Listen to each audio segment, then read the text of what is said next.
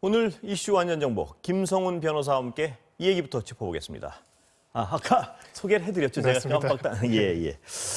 그 마스크 그 벌금을요. 왜 지금부터 하게 된 건가요? 처음부터 안 하고. 네, 법적인 근거가 있어야 하는 것이고요. 예. 근데 법적인 근거로서 감염병 예방법에 규정이 있는데 그동안 마스크 미착용에 대해서 제재를 할 수 있다는 내용은 있었지만 예. 구체적으로 과태료를 매길 수 있다는 근거 규정이 없었습니다. 예. 이제 8월 달에 관련된 내용이 개정이 됐고요. 이제 11월 13일부터 시행이 될 수 있도록 예. 된 그런 상황입니다. 예. 그러니까 법적 근거가 마련됐기 때문에 과태료를 매길 수 있게 된 것이다. 이렇게 볼 수 있습니다. 자, 가장 궁금한 것은 어떨 때 과태료 대상이 됩니까? 네, 마스크를 원래 규정 또 일단은 어디서 써야 하는지 장소에 관한 부분과 그다음에 어떤 마스크를 써야 하는지 종류에 관한 부분들 그리고 예외 사항들을 볼 필요가 있는데요.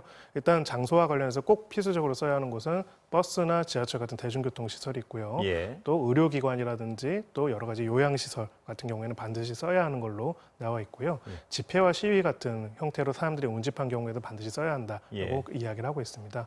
또 단계별로 다른 부분도 있는데요. 1단계 거리두기 수준에서는 12종의 고위험 시설, 가장 대표적인 것이 이제 뭐 헬스장 같은 곳, 유흥주점 예. 같은 곳에서도 써야 한다라고 규정을 하고 있고요.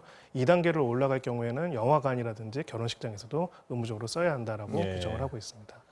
예. 네, 마지막으로 이제 예외 규정은 이제 어린이들 같은 경우에는 사실 막 답답하다고 안 쓰는 경우도 있고 그런 경우에 어린이들을 잡아다가 과태료를 매기가 어렵지 않겠습니까? 예. 그러니까 14세 미만 어린이 같은 경우에는 예외 규정을 두고 있고요. 발달 장애인이라든지 호흡기 상의 문제로 인해 가지고 쓰기 어려운 분들 또한 원칙적으로는 예외를 둘 수 있도록 정하고 있습니다. 지금 현재 상식적인 기준에서 생각해서 써야 되는 데는 써야 된다 이 얘기군요. 그러니까, 그렇습니다. 예. 그리고 또 중요한 부분 중에 하나가 우리가 요즘에 아예 노마스크로 다니시는 분들 많이 없는데 소위 턱스크라고 하는 예. 턱으로 가리고 턱만 가리거나 이렇게 코와 입을 제대로 안 가리는 경우들이 많이 있습니다. 예. 이렇게 제대로 방법을 지키지 않은 것도 마스크 미착용으로 과태료 부과 대상이 되고요. 예. 두 번째로는 마스크도 이제 의약 외품으로 식약처에서 인정돼서 비말 차단 효과가 있는 마스크만 인정이 되고 그냥 천이나 스카프라든지 면 마스크는 정상적인 마스크를 쓰지 않은 것으로 인정이 된다. 그래서 과태료가 부과될 수 있다는 것도 유의할 필요가 있습니다. 언뜻 그 1단계, 2단계까지 생각하기 싫으면요. 네, 그럼 마스크를 안 써도 되는 건 집이나 혹은 야외 중에 좀 밀집도가 없는 야외. 그렇습니다. 예. 여기 외에는 쓰는 것이 안전하다 이렇게 봐도 되는 거군요. 그렇죠. 거의. 본인을 위해서도 그게 꼭 필요하고요. 예. 지금 우리나라에서 이 정도로 그나마 다른 나라에 비해서 환자가 또 적은 중요한 이유 중에 하나로 뽑는 것 중에 하나가 바로 마스크 착용률이 다른 서구 선진국에 비해서 예. 압도적으로 높기 때문입니다. 그래서 본인과 가족들을 지키기 위해서도 꼭 지켜야 하는 것이다라고 생각했으면 좋겠습니다. 예. 집 밖을 나와서 안심하고 마스크를 그래도 좀 벗을 수 있는 곳은 밀집도가 없는 야외. 그렇습니다. 그 예. 정도 외에는 네. 실내에 들어갈 때는 거의 써야지 된다. 안 그러면 과태료를 물 수도 있다 이 말씀이시죠? 그렇습니다. 예. 그렇다면 일단 궁금한 게 어떻게 적발을 하나 뭐 이런 생각이 드는데 어떻습니까? 그건? 뭐 기본적으로는 우리가 금연 단속 같은 거 할 경우에도 금연구역에서 담배를 피는 경우에 단속해가지고 과태료를 매기지 예. 않습니까?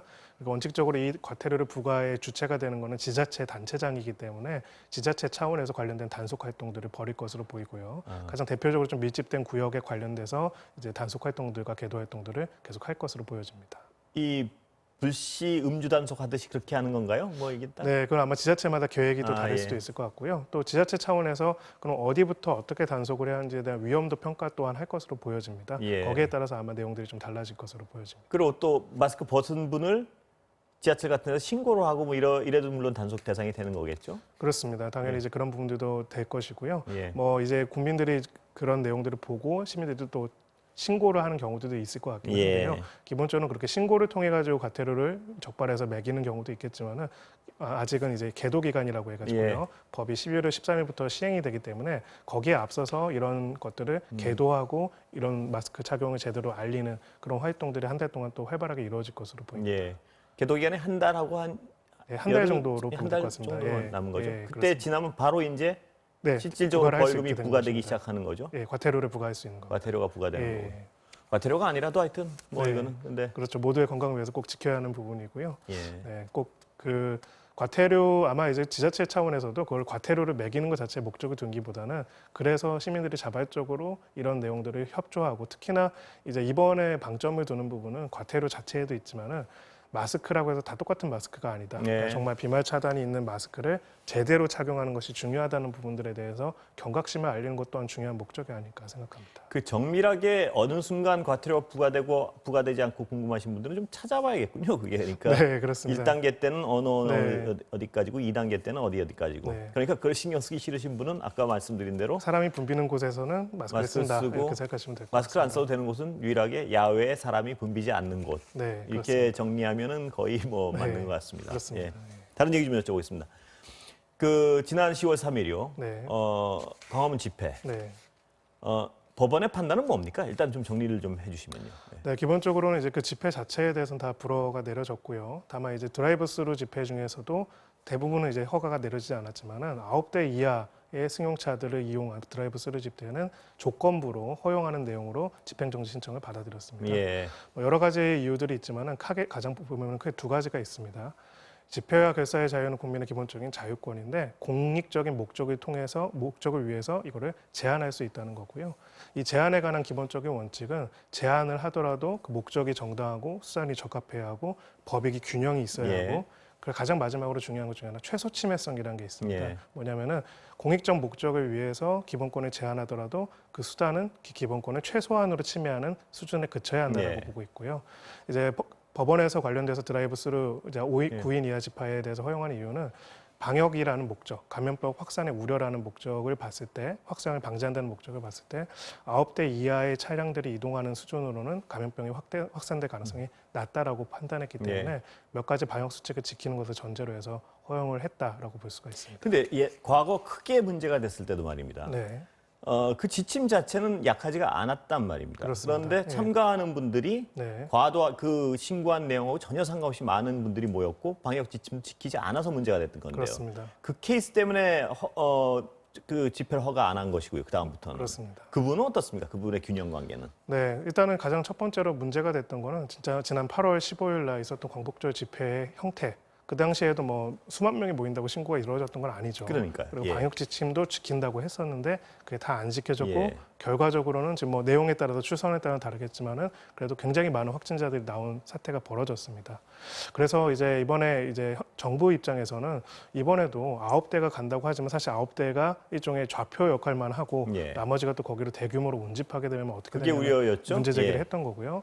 다행히도 이번에는 이제 뭐 여러 가지 형태의 원천 차단이 있긴 했지만은 그래서 그런 형태에 벌어지는 않았습니다. 그래서 이제 사법부는 원칙적으로 행정부와 별개의 권력으로서 이 부분에 예. 대해서 판단하게 되는데요. 고민하는 부분은 이 사람들과 이 집단들이 이렇게 법 질서와 공익을 준수하려는 의무에 대한 수범을 하겠다는 의지가 약한다고 해가지고 예. 그러면은 그런 부분을 염려해가지고 만약 이것을 제한한다면 어디까지 얼마나 제한할 것인가에 대한 고민을 할 수가 있습니다. 예. 뭐 좀 더 극단적으로 보자면은 만약에 계속적으로 그렇게 위반하는 사람이 있다면은 이 사람에 대해서 앞으로 집회 시위를 완전히 못하게 하는 것도 만약에 공익적인 목적만 보면 정당화될 수 있다고 볼 수 예. 있잖아요. 근데 그렇게 될 경우에는 기본권을 제한하더라도 그 본질적인 내용을 침해하는 부분이 될 수도 있기 때문에 일단은 발표된 내용을 보고요. 그 내용에 대해서 허용을 하되 만약에 그것을 위반했을 경우에는 사후적으로 엄정하게 처벌하는 구조로 이번에 한번 시도가 된 것이라고 보여집니다. 예. 법원이 또 고민했던 부분은 상식적으로 보는 선에서는 그 폐해 정도에 대해서 고민을 했을 것 같습니다만 네. 무슨 얘기냐면 저번에 어떤 경우를 봤기 때문에 이런 일이 또 벌어지면 전체 국가와 사회에 어마어마한 어떤 물적 정신적 피해를 줄 수 있기 때문에 그 피해 규모도 고민을 했을 것 같습니다. 그렇습니다. 예. 그래서 당연히 그거를 고민을 했고요.